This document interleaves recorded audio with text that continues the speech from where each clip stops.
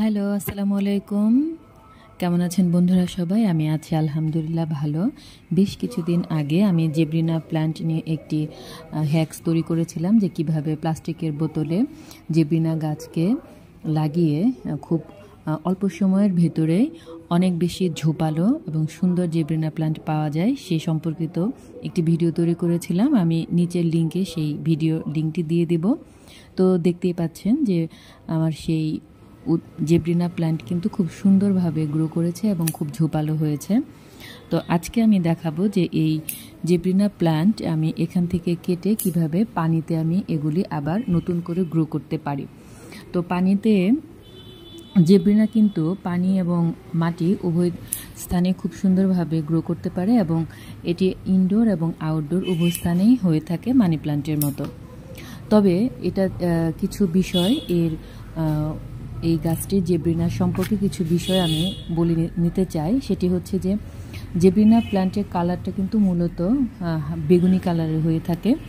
এটি আলোকোজ্জ্বল স্থানে খুব রাখলে কিন্তু খুব ভালোভাবে গ্রো করে, কিন্তু যদি আমরা সরাসরি সূর্যের আলোতে রাখি তাহলে কিন্তু এর কালারটা একটু চেঞ্জ হয়ে যায়।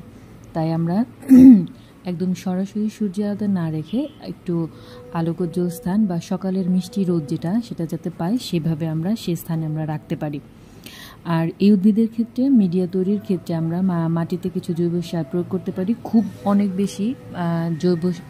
অনেক বেশি সারের কিন্তু প্রয়োজন নেই। আর পানির ক্ষেত্রে আমরা 7 দিনে 1 দিন পানি দিলেও চলবে। খুব মাটি যখন শুকিয়ে আসবে তখন আমরা পানি দিলেই মোটামুটি গাছটি কিন্তু ভালোভাবে গ্রো করতে পারে।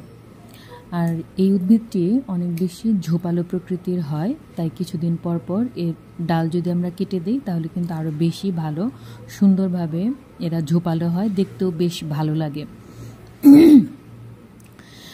আর এখন আমি ভিডিওতে যেটি দেখাচ্ছি যে পানিতে কিভাবে আমি ডাল দিয়ে আমি অনেক বেশি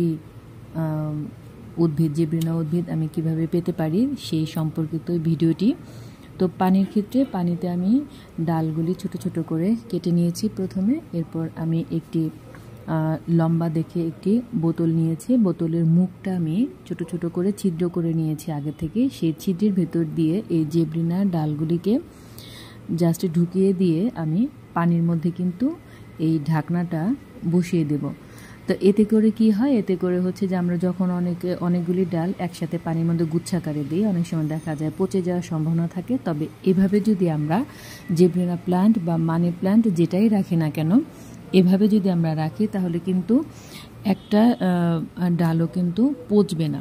কারণ আমি এর আগেও এই সম্পর্কিত একটি শর্টস ভিডিও দিয়েছিলাম যেখানে আমি দেখিয়েছিলাম যে কিভাবে জেব্রিনার শেকড়গুলি লম্বা হয়ে খুব সুন্দরভাবে এগুলি কিন্তু বেঁচে থাকতে পারে। আর পানি দেওয়ার ক্ষেত্রে কিন্তু আমি কিন্তু কোনো ধরনের কোনো সার আমি পানিতে ইউজ করিনি।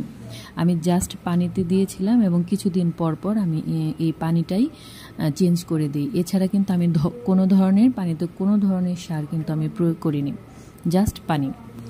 আর আমি রেখেছিলাম একটু ছায়াযুক্ত স্থানে, আমি কিন্তু খুব সরাসরি সূর্যের আলোতে রাখিনি। তো এই বিষয়গুলো লক্ষ্য রাখতে হবে। আর মাটির ক্ষেত্রে যদি বলি, সবসময় আমরা যে কোনো গাছ লাগানোর ক্ষেত্রে আমরা কিন্তু সবসময় বলি যে ড্রেনিং সিস্টেমটা ভালো থাকতে হবে।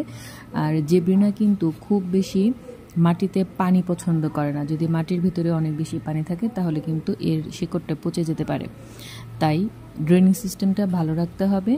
মাটির গুণাগুণের জন্য কিছুদিন পর পর জৈব সার প্রয়োগ করতে হবে। আরেকটা বিষয় হচ্ছে যে যদি আমরা মাটিতে জেব্রিনা লাগাই তাহলে আমরা মাসে 1 দিন অন্তত আমরা কিন্তু কলার খোসার পানি দিয়ে যে সারটা আমরা বাসায় তৈরি করি সেটা কিন্তু আমরা দিলে খুব ভালো ফলাফল পেতে পারি। তো আজকে এই পর্যন্তই। আপনারা ভালো থাকবেন। আর ভিডিওটি যদি ভালো লাগে লাইক কমেন্ট শেয়ার করে আমার পাশে থাকবেন আশা করি। আর যদি কোনো প্রশ্ন থেকে থাকে তাহলে অবশ্যই কমেন্টসে জানাবেন। ধন্যবাদ সবাইকে।